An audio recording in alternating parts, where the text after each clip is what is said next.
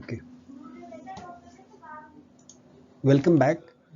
We are discussing chapter 6 of a book, How to Write Literature Review. और आज जो हम लोग डिस्कस करने वाले हैं वो structuring the literature review and it is part 2. Part 2 मतलब ऑलरेडी एक लेक्चर हम इस पे ले चुके हैं चैप्टर 6 पे, ये दूसरा उसका कंटिन्यूएशन है. इट सेज कि structure of the literature review. उसने बोला कि आप जो इस डायग्राम में दिखा है ना, 4 तरीके से आप जो है अपने लिटरेचर रिव्यू को ऑर्गेनाइज कर सकते हो.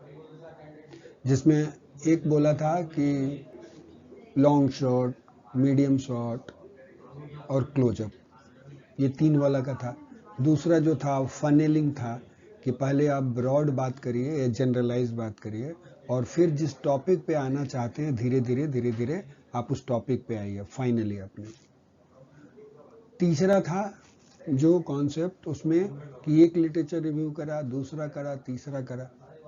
इसमें कॉमन पॉइंट क्या है वो बताइए. इसमें तो सिमिलरिटीज भी दिखा दी. ये देखो 2 लिटरेचर रिव्यू को देखो यदि आप, तो इसमें ये जो बीच का ये एरिया है वो सिमिलर है, बाकी ये अलग अलग है. करेक्ट. यदि 3 को देखा जाए तो ये वाला एरिया जो है राइट छोटा सा, ये तीनों में कॉमन है और बाकी चीज अलग है. So here what we are using similarity और कॉन्ट्रास्ट. मतलब जो रिव्यू लिटरेचर जो हमने करा उसमें क्या क्या सिमिलरिटीज थी वो आप बताते हो और क्या डिफरेंसेस है, वैसे करके आप स्टार्ट करते हो. तीसरा तरीका है स्ट्रक्चर करने का कि आपने एक पूरा कैनवस ले लिया, एक पेपर ले लिया, और वहां पे अलग अलग ये एक एक ब्लॉक जो दिख रहा है वो एक एक लिटरेचर रिव्यू है और आप डिसाइड कर रहे हो कि मुझे कौन सा रिव्यू लिटरेचर को कहाँ प्लेस करना है, ताकि यदि ओवरऑल देखे कोई बाहर से राइट तो उसको ऐसा मेरा लिटरेचर रिव्यू का दिखना चाहिए. ओके, मतलब इस वे में स्पेस्ड कर दिया आपने. फाइन. तो ये 4 तरीके जो हैं उन्होंने बताया कि जिस वे में लोग रिव्यू लिटरेचर जो है अपना स्ट्रक्चर करते हैं, और आप इसमें से जो आपको अच्छा लग रहा है, अच्छा लगने का मतलब यह है कि आपकी जो स्टडी है उसमें जो मेथड इसमें से फिट बैठ रहा है आप उसको यूज कर लीजिए.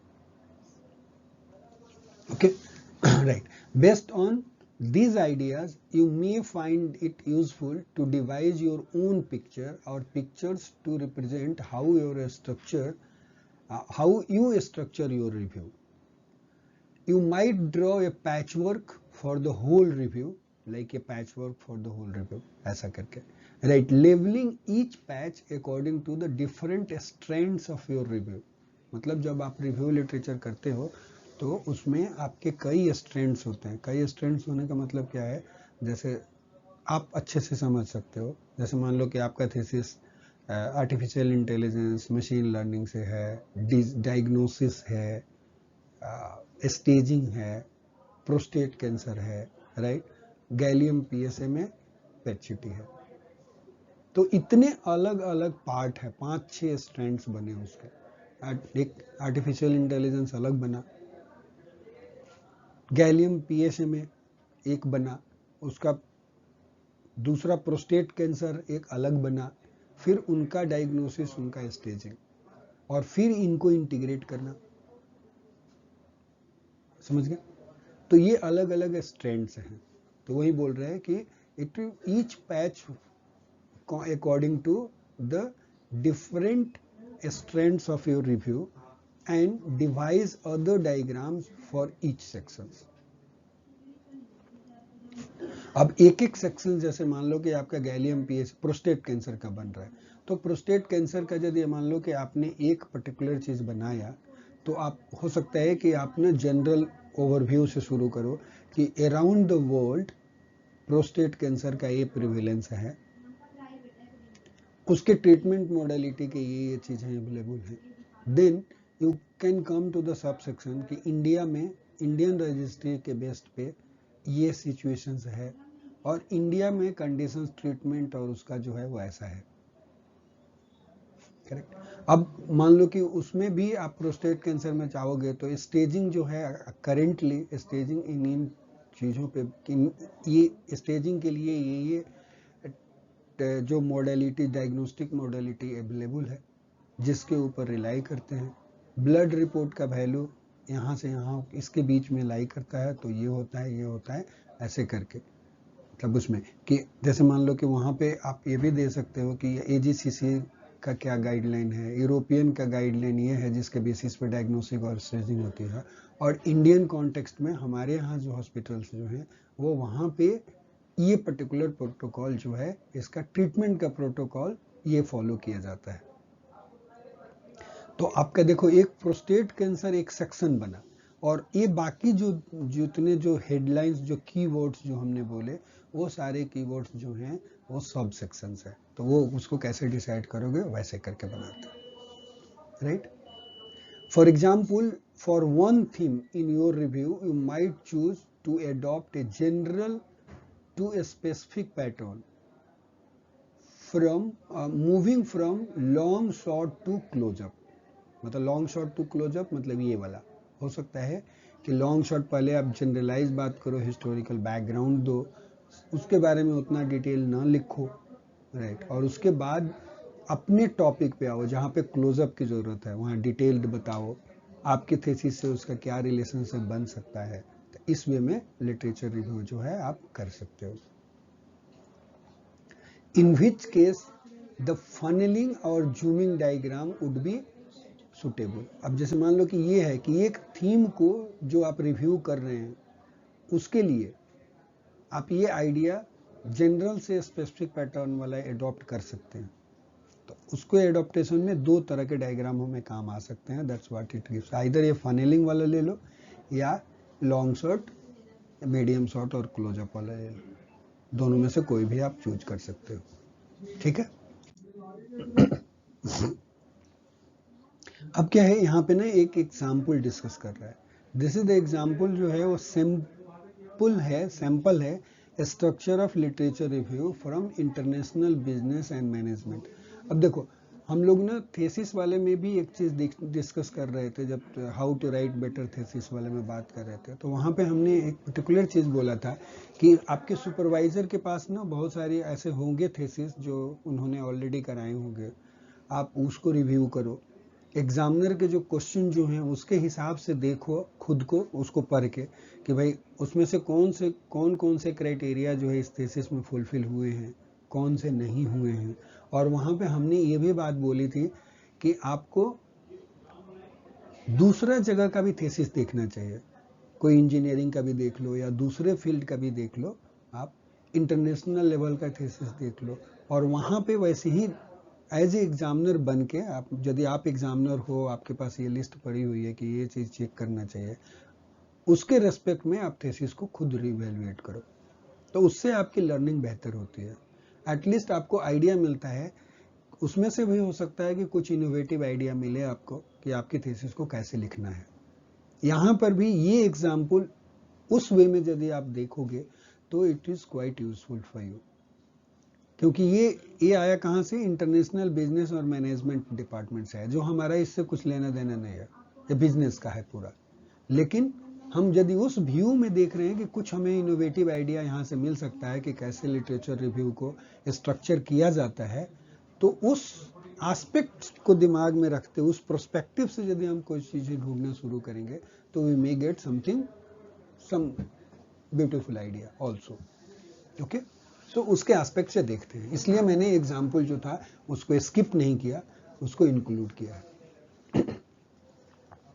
इस के यहाँ पे पहले ये देखते हैं, example 6.2 sample structure of A literature review from international business and management.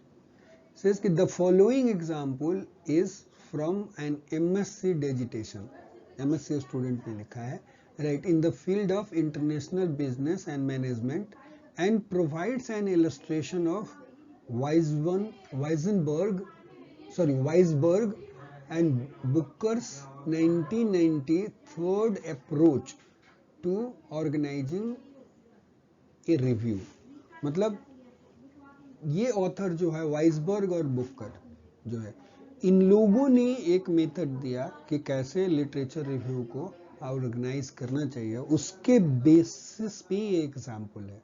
By following जो भी इन्होंने गाइडलाइन दिया होगा, उस गाइडलाइन को फॉलो करते हुए इसने अपने थीसिस को और मतलब रिव्यू लिटरेचर को ऑर्गेनाइज किया है। Okay, the research consist of A case study which investigates the process of internationalization and expansion for a company when entering on overseas market। मतलब यहाँ पे बोल रहा है कि ये केस स्टडी है, रिसर्च जो है वो एक केस रिपोर्ट टाइप का केस स्टडी है, जो क्या देख रही है कि process of internationalisation and expansion of A company, right. मतलब उस किसी भी कंपनी को एक्सपेंड करना है, वो एक्सपेंड कर रहे हैं और उसको इंटरनेशनलाइज कर रहे हैं, बेसिकली इंटरनेशनल लेवल पे उसको लाना चाह रहे हैं, right. When entering on overseas market, मतलब ये लोग इंटर कहाँ करना चाहते हैं, ओवरसीज मार्केट, मतलब इंटरनेशनल लेवल पे जाना चाह रहे हैं, उससे रिलेटेड एक केस स्टडी है। The literature review explored the theory behind this process, breaking it down into 4 phases। पहला बोला क्या कि लिटरेचर रिव्यू जो है वो एक्सप्लोर कर रहा है कि थ्योरी बिहाइंड दिस प्रोसेस, मतलब इंटरनलाइजेशन और expansion of A business at international level पे से रिलेटेड कौन कौन सी थ्योरी है वो उसको एक्सपोज कर रहा है लिटरेचर रिव्यू में। फिर उसके बाद ब्रेकिंग डाउन इनटू 4 फेजेस, और ये जो 4 फेजेस में इसको तोड़ के मतलब उसको ब्रेक करके लिख रहे हैं। पहला चीज है कि प्री एंट्री 2.2 2.4, ये जो 2.2 और 2.4 वाला, राइट। एंड इंट्री लेवल, यदि प्री एंट्री लेवल पे कोई है तो ये दो चीजें देखनी है। फिर इंटर हो गया मार्केट में तो 2.5, फिर ग्रोथ एंड रीपोजिशनिंग 2.6, ग्रोथ और रीपोजिशनिंग जो है वो 2.6 का है। 10 from the content space of the digitations we can see the following structure. अब यही चीज इसका कोर पॉइंट है। पहला वो थ्योरी दिखा रहा है बेसिक, और वो थ्योरी को भी 4 भाग में तोड़ रहा है। यदि प्री इंट्री के पहले क्या चीज होना चाहिए जो भी अवेलेबल है, उसके बाद यदि कोई इंटर कर गया उस मार्केट में तो, और थर्ड पार्ट में जो है ग्रोथ और रीपोजिशनिंग, उसका कंपनी का ग्रोथ हो रहा है, फिर इंटरनेशनल मार्केट में वो अपने आप को रीपोजिशन करने की कोशिश करे कि मैं यहाँ पे रहना चाह रहा हूँ, ठीक है। अब देखो यहाँ पे इसने कैसे कैसे किया। लिटरेचर रिव्यू 2.5 मतलब चैप्टर नंबर 2 बनाया इसने, और उसका लिटरेचर रिव्यू लिखा। फिर 2.1 में लिटरेचर का सिनॉप्सिस दिया। लिटरेचर का सिनॉप्सिस का मतलब है कि एक्चुअली में इसको पढ़ने के बाद, जैसे हम लोग इंट्रोडक्शंस में बोलते हैं, पढ़ने के बाद ये पता चल जाएगा कि आगे क्या क्या चीजें आने वाली हैं, उसका ब्रीफ जो उसने लिटरेचर किया, राइट। तो आगे रीडर का इंटरेस्ट होगा, बाकी जाकर के वो अपना डिटेल पढ़ेगा। उसके बाद 2.2 में लिखा क्या, मोटिव्स बिहाइंड द इंटरनेशनलाइजेशन, मतलब किसी भी बिजनेस का इंटरनेशनलाइजेशन क्यों करना है, उसके पीछे क्या मोटिव्स है। तो जो लोगों ने भी थ्योरी बताई हो, जितने तरह के मोटिव्स बताए होंगे, वो सारी मोटिव्स जो है यहाँ पे उसने मेंशन कर दी कि इसलिए इंटरनेशनलाइजेशन करना जरूरी है। उसके बाद दिया 2.3 में कि चूजिंग द राइट मार्केट, मतलब राइट मार्केट कैसे चूज करना है, कि मतलब कहाँ पे बिजनेस एक्सपेंड करना है, इंडिया में करना, चाइना में करना, साउथ अफ्रीका में करना है, किधर की तरफ, राइट। मतलब कि वो वहाँ पे ज़्यादा लोग हमारी चीज़ों को पसंद करेंगे, यहाँ पे मतलब वो डिसाइड करना कि right market might be the basis, जो भी होगा उससे रिलेटेड थ्योरी जो भी एग्जिस्ट करती है वो यहाँ पे रख रहा है। उसके बाद ये deciding on when to enter the potential market. अब ठीक है, मार्केट तो डिसाइड हो गया, लेकिन कब इंटर करें, मतलब हमारी तैयारी कैसी होनी चाहिए, ये तो एक कॉमन चीज हुआ, लेकिन उसके रिलेटेड भी कुछ ना कुछ थ्योरी होगी, लोगों ने बताया होगा कि ये पर्टिकुलर पॉइंट जो है वो उस समय पे इंटर करना चाहिए।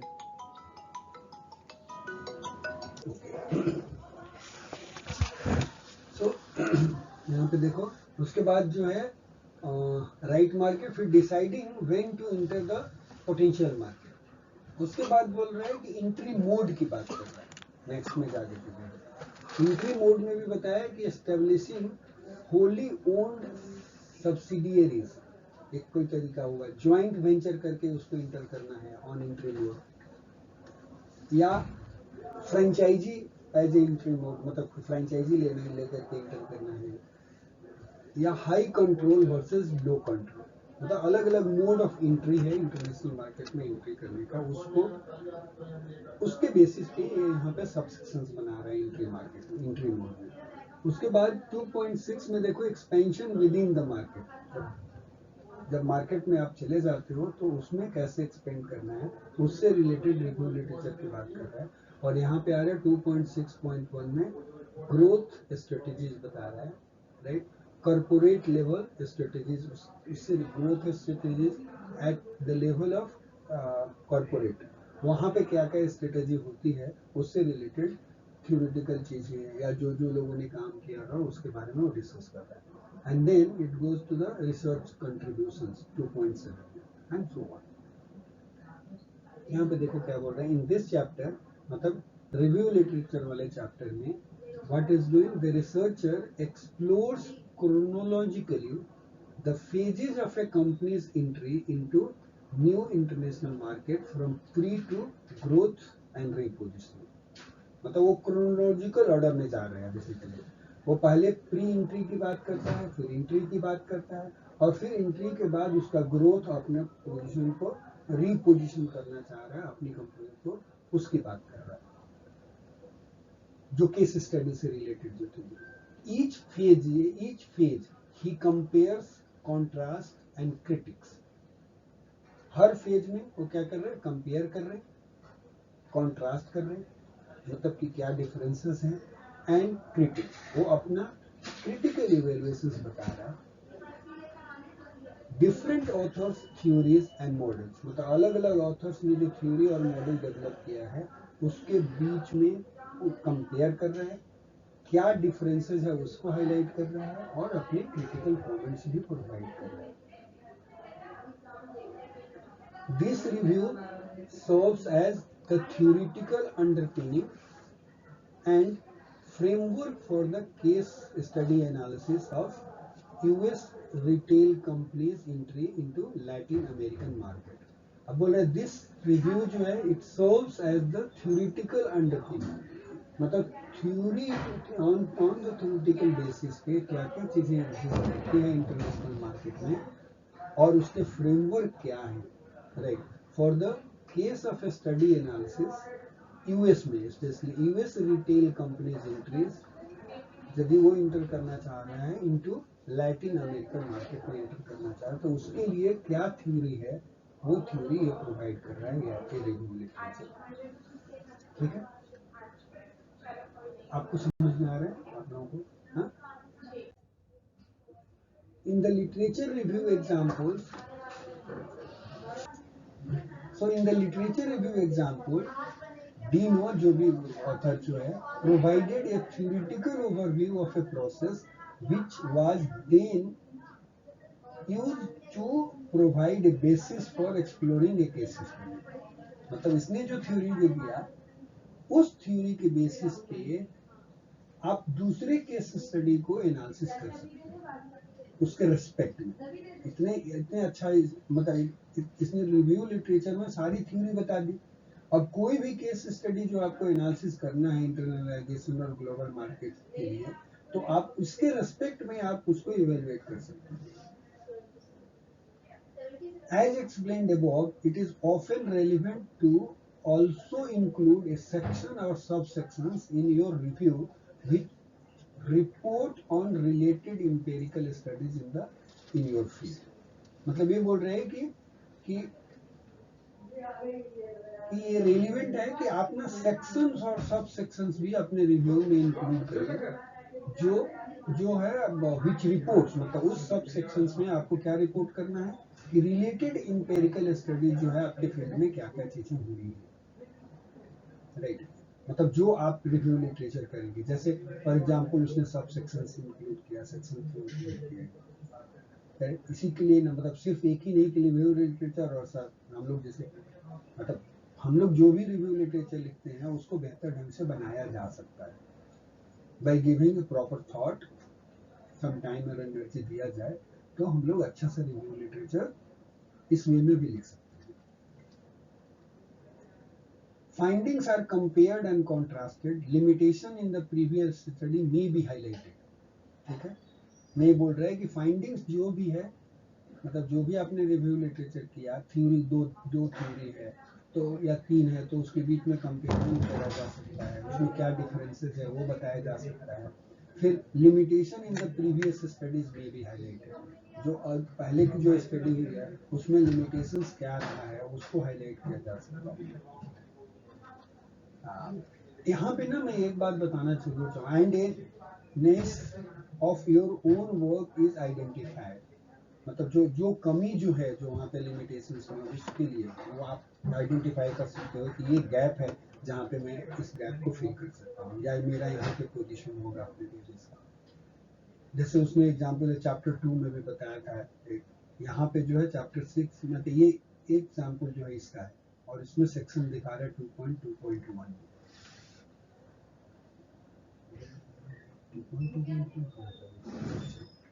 2.2 है, इसमें और होगा मोटिवेशन ऑफ द स्टडी में होगा, इसके सब सेक्शंस में होगा ना, क्योंकि मोटिवेशन में ही तो इसको पता चल रहा है ना कि भाई किस लिए काम करने जा रहे हैं। यही तो बोला ना कि वो गैप जो है आप आइडेंटिफाई करोगे।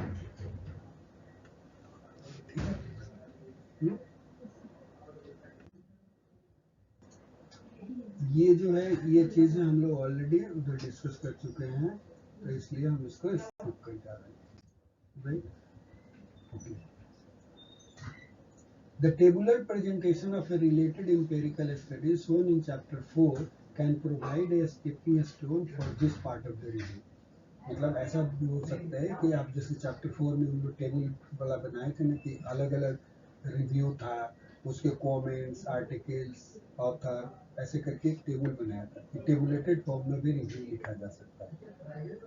तो उसी का बोले tabular representation of the related empirical study, एक तरह की जो भी स्टडी जो होगी उसका उसको टेबल में बना देना, can provide a stepping stone for this part of the review, तो वहां से फिर आप स्टार्ट कर सकते हो लिखना। जब उस टेबल में बना लिया है आपने, तब वहां से आप इसको एक्सपेंड भी कर सकते हो। समझ रहे, आउटलाइन, हेडलाइन, सब सेक्शन को बनाना इजी रहेगा। Thus, it is helpful to think about how different purposes of review will be realized in different sections, and how informations and argument in each may be presented in a different way. ठीक है, इस case में क्या होगा, जब हमारे पास tabular format में आ जाएगा तो हमें क्या फायदा होगा, it is helpful to think about how the different purpose of review will be realised in different sections, मतलब अलग अलग सेक्शन जो हम बनाएंगे वो कौन से सेक्शंस में कौन सी स्टडीज आएगी। टेबुलेटेड फॉर्मेट में यदि है तो हमारे लिए इजी हो जाएगा ऐसा करना। And how the information and argument जो है, इंफॉर्मेशन जो है और वो जो आर्गुमेंट्स जो है इन ईच, हर सेक्शंस में may be represented in a different. अब जो है अलग अलग सेक्शंस बन गया, सब सेक्शंस बन गया, अब वहां उस सेक्शंस में जाकर के अपने इंफॉर्मेशन को है डिफरेंट वे में आप एक्सप्रेस कर सकते हैं। ठीक है जी, तो बोल रहे हैं कि सबसे पहले आप टेबुलेटेड फॉर्म में बना लो और फिर आप सेक्शन ऑफ डिस्कशन, जैसे उसने बताया इस प्रीवियस स्लाइड में जो हमने डिस्कस किया, वैसे करके आप सेक्शंस वाइज रिव्यू लिटरेचर लिख सकते हैं। तो this may be like one way of life. Having considered the structure or organizational pattern of your review literature, it is important to consider the process which will help you achieve this. अब बोल रहे हैं यहाँ पे कि आपने structure तो देख लिया कि कैसा स्ट्रक्चर होना चाहिए या कैसा ऑर्गेनाइजेशनल पैटर्न होना चाहिए। अब आगे क्या बोल रहे हैं, it is important to consider the process which will help you achieve this. तो वो प्रोसेस जानना जरूरी है ताकि आप वो स्ट्रक्चर तक बना पाओ। नहीं, उस वहां पे कैसे पहुंचोगे, वो ऑर्गेनाइजेशनल स्ट्रक्चर कैसे डेवलप करोगे या कैसे डेवलप करते हो चीज को, वो प्रोसेस को समझना जरूरी है, उसको सीखना, राइट। तो वहां पे बोल रहे हैं कि Swales and Feak they provide a practical reading and writing task which demonstrates reading or writing task which demonstrate first the importance of creating architecture, right. Reading और राइटिंग, कुछ चीजें आप पढ़ोगे और फिर लिखोगे, वहां से आप डेमोन्स्ट्रेट कर सकते हो क्या कि importance of creating an architecture, architecture क्यों क्रिएट करना जरूरी है, ऑर्गेनाइजेशन क्यों होना चाहिए, वो for the literature review and second A means for creating this architecture. और फिर जो बोल रहा है कि इसको कैसे क्रिएट करना है आर्किटेक्चर, दो चीज बोला। पहला बोला कि इसने दो बातें करी स्वेल एंड फिक में, कि उसने प्रैक्टिकल तरीका बताया कि प्रैक्टिकली आपको रीड करना है और लिखना है, पढ़ना और लिखना, राइट। कुछ टास्क उन्होंने बताया होगा कि ऐसे पढ़ो ऐसे लिखो, कोई दे दिया टास्क दे दिया नहीं, क्या चलो एक टेक्स्ट पढ़ो और इसको लिखो। जब आप वो टेक्स्ट पढ़ते हो और फिर जाकर के लिखते हो, तब आपको उससे क्या आपको फायदा होता है कि you understand the importance of architecture. और फिर बोल रहा है, दूसरा पॉइंट बोल रहा है कि provides a means for this architecture, मतलब उस आर्किटेक्चर तक पहुंचने के लिए क्या करना है, मतलब कैसे वहां तक पहुंचना है, ये दोनों ही चीजें ये बताता है। The underpinning principle to this process is that you put together an argument and draw on your source text to provide support for your assumption। अब ये क्या बोल रहे हैं कि आप एक प्रिंसिपल क्या है उसका, मतलब कैसे आप ऑर्गेनाइजेशनल स्ट्रक्चर की तरफ पहुंचोगे। तो बोल रहे हैं कि यू पुट टुगेदर, दो चीज क्या, argument and draw on your source text, मतलब जो आपने पढ़ा, राइट, उसको पढ़ने के बाद उससे आपने क्या किया, एक आर्गुमेंट ड्रॉ किया। कि मतलब जैसे मान लो कि हमने कोई आर्टिकल पढ़ा जहां पे बोला कि डीसीटी जो है कंप्रेशंस के लिए, इमेज कंप्रेशंस के लिए क्वाइट यूजफुल है, किसी ने एक स्टडी की, तो मैं उसका आर्गुमेंट ले सकता हूँ ये यूज करने के लिए कि ठीक है, मैं भी ना डीसीटी अप्लाई करके देखना चाहता हूँ कि मुझे कितना कंप्रेशन मिल रहा है। या ऐसा हो सकता है कि किसी ने एक स्टडी करी हो और वो बोला हो कि सबसे बढ़िया कंप्रेशन जो है डीसीटी में मिलता है, तो मेरे लिए सपोर्ट हो गया ना ये बात बोलने के लिए कि मैं क्यों डीसीटी को चूज कर रहा हूँ, समझ लो। या वेवलेट ट्रांसफॉर्म के बारे में कंपेयर करके लिखा, तो उस आर्टिकल को मैं लिखूंगा कि इसलिए मैं वेवलेट ट्रांसफॉर्मेशन यूज कर रहा हूँ क्योंकि इस पर्टिकुलर स्टडी ने ये बोला कि wavelet transforms gives maximum amount of compression, right. तो ऐसे करके जो टेक्स्ट पढ़ रहे हैं और जो आर्गुमेंट, एक चीज मिलेगा आपको। दूसरा, and to provide support for your assertion, वही वाली बात कि जो आपके असर्शन क्या है आपका, कि हम वेवलेट ट्रांसफॉर्म यूज करेंगे तो बेस्ट कंप्रेशन मिलेगा, ये हमारा असर्शन है या ऑब्जेक्टिव है, ऐसा मैं सोच रहा हूं। तो इसके लिए आर्गुमेंट जो है टेक्स्ट का जो भी जहां से भी पढ़ा था उसको एक साथ इकट्ठा करना, बेसिकली यही बोल रहा है। अंडरपिनिंग प्रिंसिपल क्या है to this process is that you put together an argument, ये आपका आर्गुमेंट होगा, and draw on your source text, और कौन से सोर्स टेक्स्ट से आपने ड्रॉ किया वो दोनों को साथ रख लिया, to provide support for your research,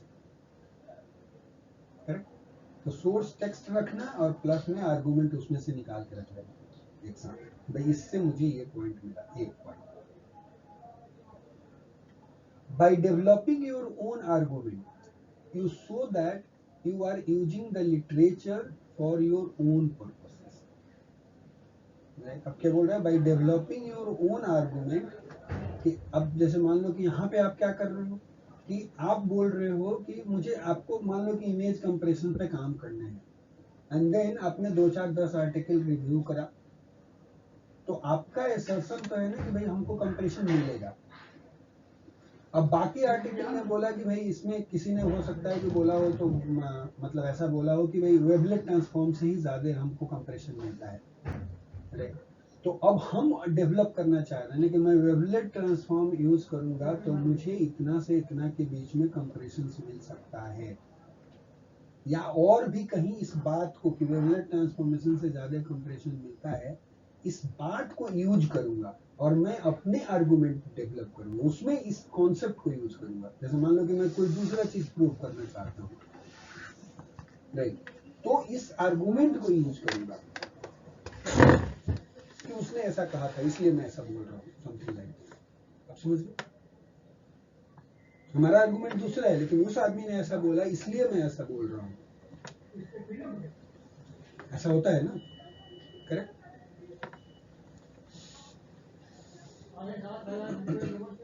using, अभी बोला यू शो दैट, उसमें क्या होता है कि by developing your own argument you show that you are using literature for your own purpose, क्योंकि वो उसने ऐसा बोला था, वो आर्टिकल से उठा रहे हैं, तो लिटरेचर का आपने यूज किया फॉर योर ओन पर्पस के लिए, rather than being controlled by the author whose work you have read and are citing in your own art writing। मतलब दो चीज है, एक है कि मैं खुद मास्टर हूं, मैं उसके कॉन्सेप्ट को यूज कर रहा हूं, और दूसरा है क्या कि किसी रीडर ने लिखा और वो मुझे घुमा रहा है, दोनों में फर्क है, मैं घुमा रहा हूं कि वो घुमा रहा है, वो चीज ज्यादा इंपॉर्टेंट है। तो यहाँ पे बोल रहे हैं कि उसके आपने आर्गुमेंट को पढ़ा और उस आर्गुमेंट को यूज करके आप अपना एक आर्गुमेंट बना रहे हो और उसका सहारा ले रहे हो, उसको यूज कर रहे हो आप, समझ लो। ये यहीं पे लास्ट में जाके बोल रहा है rather than being controlled by the author whose work you have read and are citing in your own writing। तो ऐसा नहीं करना है कि मतलब कि वो उसको मास्टर नहीं बनाना है, जो भी चीज आपको लेकर के आना है रिव्यू लिटरेचर में, वो चीजें आपको यूज करना है, अपनी आर्गुमेंट डेवलप करने के लिए यूज करना है। तो लिखते वक्त ये सब बातें ध्यान रखना। आई होप कुछ तो क्लियरिटी डेवलप हो चुकी होगी, बाकी चीजें बाद में देख लेंगे, थोड़ा बहुत आप लोग पॉन्डर करोगे तो समझ में आ जाएगा। The process involves devising an outline of your argument steps, which then form the basis of architecture of review।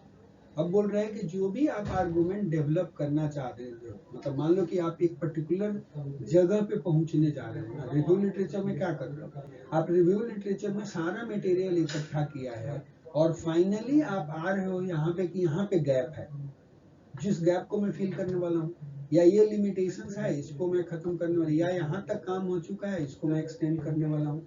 तो लास्ट पार्ट तो आपका यही है ना, राइट। अब यहाँ तक पहुंचने के लिए कि आप सही रास्ते पे आ रहे हो, उसके लिए आप आर्गुमेंट लेकर के आ रहे हो, आर्गुमेंटिव वे में चल रहे हो। मैं इसलिए कर रहा हूँ क्योंकि इसने ऐसा बोला, इसलिए कर रहा हूँ क्योंकि ये चीजें इसकी अच्छी हैं, इसलिए कर रहा हूँ कि फोर्थ और भी चीजें अच्छी है।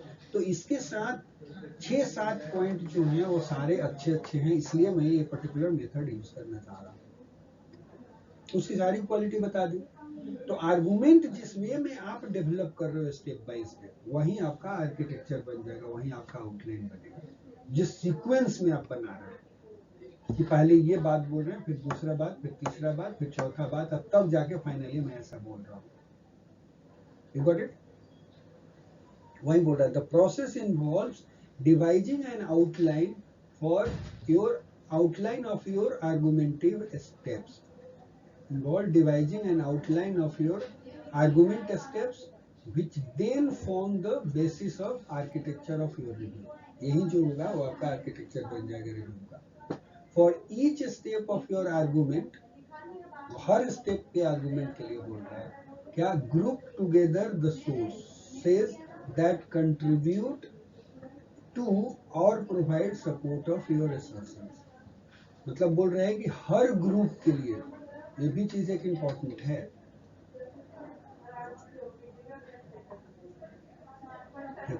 फॉर ईच ग्रुप के लिए, ईच आर्गुमेंट के लिए। मान लो कि एक आर्गुमेंट आप दिया, जैसे मान लो कि मैं ये बोल रहा हूँ इमेज कंप्रेशन वाला ही जो हम लोगों ने एग्जांपल दिया था कि वेवलेट ट्रांसफॉर्म जो है वो से सबसे ज्यादा कंप्रेशन मिल सकता है। तो उसमें हो सकता है कि मैंने 10 आर्टिकल पढ़ा और 10 आर्टिकल ने ऐसा बोला कि वेवलेट ट्रांसफॉर्म, ऐसा प्रूव करके बताया कि वेवलेट ट्रांसफॉर्म यदि आप यूज करोगे तो आपको मैक्सिमम कंप्रेशन मिलेगा, राइट। अब हो सकता है कि एक स्टडी ने एमआरआई के इमेज पे काम किया हो, किसी ने रियलिस्टिक फोटोग्राफ पे काम किया हो, और किसी ने न्यूक्लियर मेडिसिन के भी इमेज पे काम किया हो। ऐसा हो सकता है, पॉसिबल है। किसी ने अल्ट्रासाउंड के इमेज पे काम किया हो, और सब लोगों को अमाउंट ऑफ कंपैरिजन डिफरेंट मिला हो, लेकिन सारे ने कंपेयर करके ये बात बोला कि वेवलेट ट्रांसफॉर्म जो है वो ज्यादा कंप्रेशन देता है। तो वो सिर्फ एक वर्ड वेवलेट ट्रांसफॉर्म से हमें मैक्सिमम कंप्रेशन मिल सकता है, राइट। उसको एक को चारों पांचों आर्टिकल जो था वो उसको एक ही सेक्शन में कोमा करके देना है, बेसिकली उसको ग्रुप कर देना है, एक साथ ग्रुप कर देना है। मतलब एक टाइप का आर्टिकल, एक टाइप का इंफॉर्मेशन जो दे रहा है, जो आंसर दे रहा है, उसको एक साथ ग्रुप करना है। ये चीज, इसका मतलब ये है। For each step of your argument क्या करना है, group together the sources that contribute to और provide support for your assertion. Assertion मतलब आपका जो ऑब्जेक्टिव है, जो आपका आइडियाज है, जो आप करना चाह रहे हो। If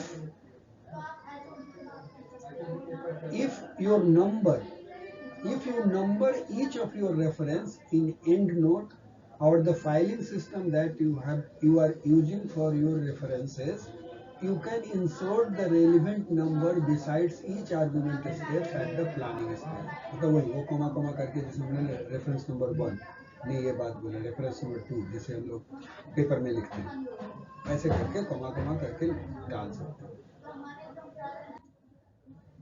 You may wish to write down the page number, right?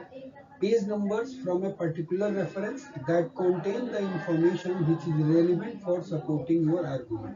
मतलब कौन से पेज नंबर पे जो है, जो आप बात करो, मान लो कि आपने एक पूरा आर्टिकल साइट किया, उस आर्टिकल में भी कोई पेज नंबर होगा, जिसपे जाकर के मिलेगा पेज नंबर होगा लाइन में। जैसे हम लोग जब रिव्यूअर को रिप्लाई करते थे तो हम लोग ये बोलते थे कि हम डॉक्यूमेंट में page number this, line number this, manuscript में जाके हमने चेंज किया। उसी तरह से ये बोल रहा है कि you may wish to write down the page numbers for from particular references that contain the information which is relevant for supporting your argument। तो हर जो आर्टिकल आप कर रहे हो वहाँ पे पेज नंबर जरूर ध्यान रखना है कि इस पेज नंबर पे मैं जहाँ ये बात लिखी हुई है कि वेवलेट ट्रांसफॉर्म जो है वो मैक्सिमम कंप्रेशन प्रोवाइड करता है, राइट, वो पेज नंबर वहाँ पे लिखना है। Table 6.1 provides a scaffold for this plan। Okay, तो ये बोल रहे हैं कि टेबल, जैसे यहाँ पे आर्गुमेंट स्टेप्स लिख लो, इस टाइप से टेबल बना लो, वो इजी भी रहेगा बनाने में। यहाँ पे आर्गुमेंट स्टेप्स और इधर रेलिवेंट रेफरेंस कौन सा है और उसका पेज नंबर, ठीक है। तो इस टाइप के टेबल बना करके भी फायदा हो सकता है कि एक पेज पे सारी चीज मिल जाएगी, तो लिखते वक्त बहुत इजी होता है। सही है, सही है जी, सही है, सही कर दिया। From the argument steps that you devise, you can then develop the headings and subheadings that become the framework of your review। जब आपका आर्गुमेंट स्टेप डिसाइड हो जाता है तब आप क्या करोगे, देन यू कैन डेवलप। आप वहां पे देख करके आपको आइडिया लगेगा कि कौन सा हेडिंग बनेगा और किस और सब हेडिंग्स क्या होगा, ठीक है। That become the framework of your review. Naturally heading और सब हेडिंग बन गया, पूरा आउटलाइन बन जाएगा फिर तो आपका रिव्यू का। Using tables such as the one referred in 6.1, जो टेबल जो था, it is recommended that you can create overall architecture for whole review and then more details one for each section. ठीक है? जब आपको बोल रहा है कि जब आप ओवरऑल आर्किटेक्चर आपने क्रिएट कर ली, it is recommended that using table such as one referred in 6.1. 6.1 यही था ना, इसके जस्ट पहले वाले कि आर्गुमेंट स्टेप्स प्लस उसके रेफरेंसेस. तब बोल रहे हैं कि it is recommended you create an overall architecture for the whole review and then more detailed one for each section. अब ईच सेक्शंस के लिए जो है जितना डिटेल आपको लिखना है, कितना डालना है, वो अपना डालते रहो. Some researchers prefer to develop a plan like this before they start writing. लिखने के पहले ही कुछ रिसर्चर्स जो है इस टाइप का प्लान डेवलप करते हैं. Whereas others write first and gradually extricate a framework from their writing. और कुछ लोग जो हैं वो पहले लिखते हैं और उसके बाद लिखने के बाद उनको आइडिया लगता है, तब वो लोग सेक्शंस, हेडिंग्स और सब सेक्शंस बनाते रहते हैं. तो जो भी आपको पसंद हो, बोथ वे इज ओके. आपको जो आपके लिए सूटेबल हो. कई बार हमारे लिए मतलब चीज़ें जो होती हैं डिफरेंट लोगों के लिए सूटेबल होती हैं डिफरेंट चीज़ें. जैसे मान लो कि हम जब पेपर लिखते थे शुरू में स्टार्टिंग में, तो इंट्रोडक्शन लिखना हमेशा डिफिकल्ट होता था. तो हम इंट्रोडक्शन छोड़ ही देते थे. पहले इंट्रोडक्शन लास्ट में लिखते थे सारा पेपर लिखने के बाद. बट धीरे धीरे काम करते करते मैंने रियलाइज किया कि यदि आपको बहुत क्लैरिटी है, आपके मोटिवेशंस क्लियर हैं, बाकी सब पूरा पेपर आपको समझ में आ गया and you are very clear about that, तो फिर तो आप वन गो में भी एब्स्ट्रैक्ट से लेकर के इंट्रोडक्शन सारी चीज फ्लो में आप लिख सकते हो. मतलब इंट्रोडक्शन आपको मोटिवेशन क्लियर हो गया तो देन इट बिकम्स इजी. तो वो डिपेंड करता है. लेकिन ज्यादातर लोग प्रेफर करते हैं और सलाह भी देते हैं कि इंट्रोडक्शन तो बाद में लिखना चाहिए, क्योंकि दिस इज वो सबसे ज्यादा टफ टास्क है और वहीं से डिसाइड होता है कि आपका पेपर एक्सेप्ट होता है या रिजेक्ट होता है.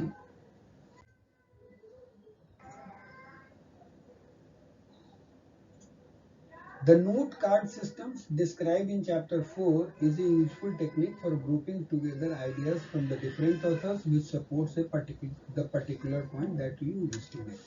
मतलब नोट कार्ड सिस्टम्स वाला जो था कि उसमें आप कार्ड पे नोट लिख लेते थे, तो आपको पता था कि भाई ऑलरेडी उठाया यहाँ से, अच्छा ये इसी टाइप का इंपॉर्टेंट पॉइंट है, तो सबको कार्ड को एक साथ ग्रुप कर लिया. और नोट कार्ड में ये भी चीज बताया था ना कि उसके ब्रीफ डिस्क्रिप्शंस थोड़े बहुत लिखे होते थे और उसका पूरा रेफरेंस होता था और की पॉइंट्स होते थे. तो उससे देख करके आप आराम से अरेंज कर सकते हो. एक साथ ग्रुप करने में वो काम आ सकता है. What ever method you use. आप नोट कार्ड यूज कर रहे हो तो ऐसे यूज कर लो, या आप पेन पेपर यूज करना है, या आप अपने कंप्यूटर पे वर्ड में आप टाइप कर रहे हो, या एंड नोट यूज कर रहे हो, क्या कर रहे हो. मतलब मेनली है कि ग्रुप करना है आइडिया. एक टाइप का जो सेक्शंस बना दिया उससे रिलेटेड सारी चीजें एक साथ ग्रुप करना है. Fine. You can physically move around the significant piece of information from your source text that you have recorded on your note card according to where they best fit in your argument steps. Note card का यही फायदा है, physically उसको इधर से उधर move कर सकते हैं. राइट, कि जहाँ पे एक्चुअली फिट करता है. कई बार वो पता चलता है कि यहाँ रखने के बाद ना वो लगता है थोड़ी देर के बाद नहीं यहाँ ये बेस्ट नहीं है, इसको यहाँ पे बोलना चाहिए. ये प्रॉब्लम आता है. Okay. The arrangement you make with your cards can then be recorded in a architecture table such as the one shown in table 6.1. For example, see table 6. Worked example table 6.2. तो 6.2 कहाँ है? तो thank you. इससे आगे जो है next lecture में इससे आगे कंटिन्यू करेंगे. ठीक है. So thank you, thanks a lot.